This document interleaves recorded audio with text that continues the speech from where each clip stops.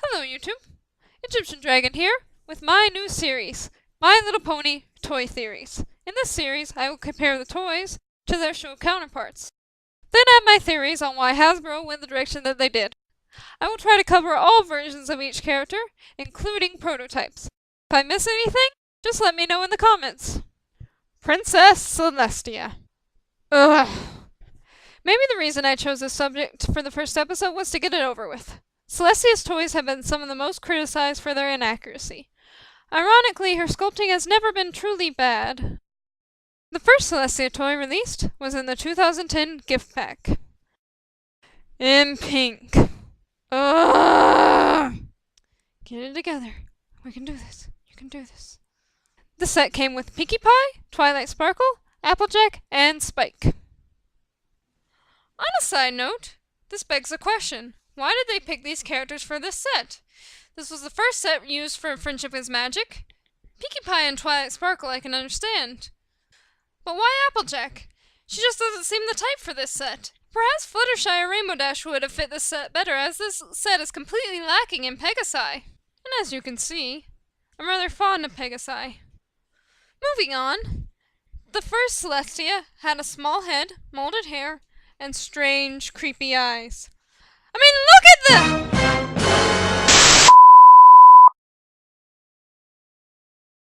If we ignore these facts, she was molded accurately, almost perfect.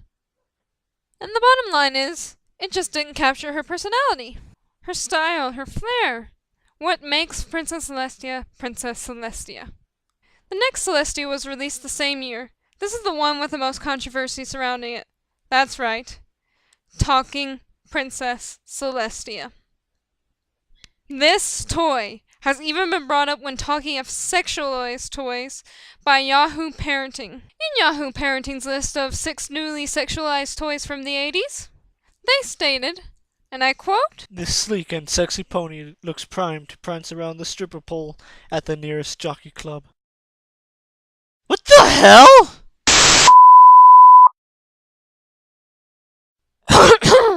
Ugh.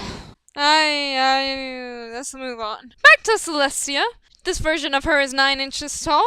Besides the fact that she's pink, she has blue wings, glitter on her eyelashes, and purple hooves. Needless to say, this version of Celestia doesn't get much love. All that wouldn't be half as bad if her Saiyans weren't... just listen. Spectacular! Let's fly to the castle. My barrettes look so pretty. Flying is so much fun. I love when you comb my hair. I am Princess Celestia. Oh, my hair looks beautiful. I love to make new friends. You're my best friend. I'm a princess. Are you a princess too? My wings are so pretty. You're beautiful. I will light the way. Ugh. It's like nails on a chalkboard. Not only does this toy not capture Princess Celestia's image, what she says is completely inaccurate to her character. No wonder this toy is criticized so much.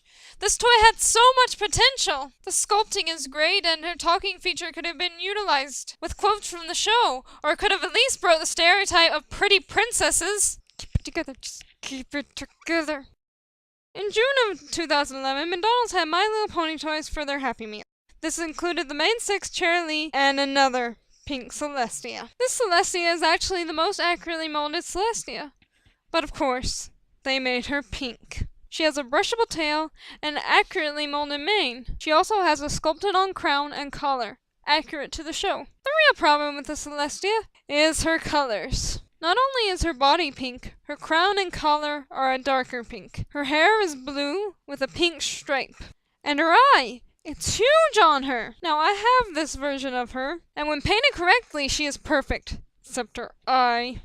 This is the toy that I feel captures who Celestia is the most. Everything about the Celestia just seems more like her. Later that year, they released the 2010 version with hair. In this new version, they gave her new eyes and a new head sculpt. Both are much more accurate than the previous incarnation. But other than that, there's not much to say about the Celestia, as she's basically the 2010 version. Also released in 2011 was her first fashion style, which was released in a set with Luna. Now, fashion styles I don't believe were meant to be very accurate to the show, so my only complaint about the Celestia is she's pink. Now, all the store-released Celestias have been re-released at one time or another, with a few variations, translucency, glitter, painted hooves, etc. Since these were only slight variations, I don't feel there's much reason to talk about these. Moving on, in 2012, the much-hated Talking Celestia was released at Toys R Us. Finally, they made her white. The Celestia opened the door for more white Celestias. A white brushable was released near the end of 2012, as well as a blind bag. Blind bag Celestia is basically the 2010 version in a mini size. She has the advantage of being white, but she has all of 2010 Celestia's other flaws. Unfortunately, there is no white fashion style Celestia, just a prototype that was never released. This prototype was only seen on Taobao a few times. Now that I have basically covered all the toy Celestias, I should cover why I believe Hasbro made her the way that they did. Pink.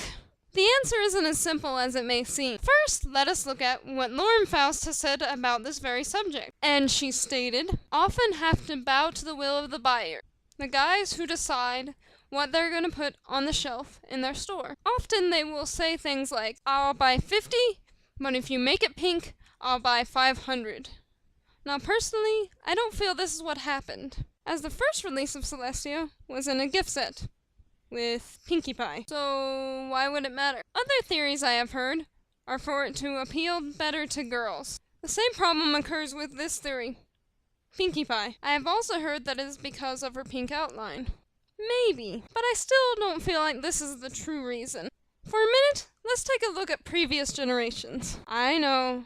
In previous generations, they never had a character such as Princess Celestia, one who was the leader of the ponies, and perhaps more than that. This was a new thing for Hasbro, and they felt she was going to represent the brand. Also, I do believe at the time the first Celestia was made, her design wasn't set in stone, as it does take about a year for a toy to be made. At this point, Hasbro may have truly believed she would be pink, to better represent what they felt would be the new generation. After the first Celestia, they probably figured, why change it? It was only after Brony Upcry that she was changed to be white, which means they never intended to change her. Anyways, that's my thoughts on Celestia. Do you guys have any theories? If so, leave them in the comments. Also, let me know what you thought of this new series. And don't forget to subscribe. If you like this video, check out my other videos.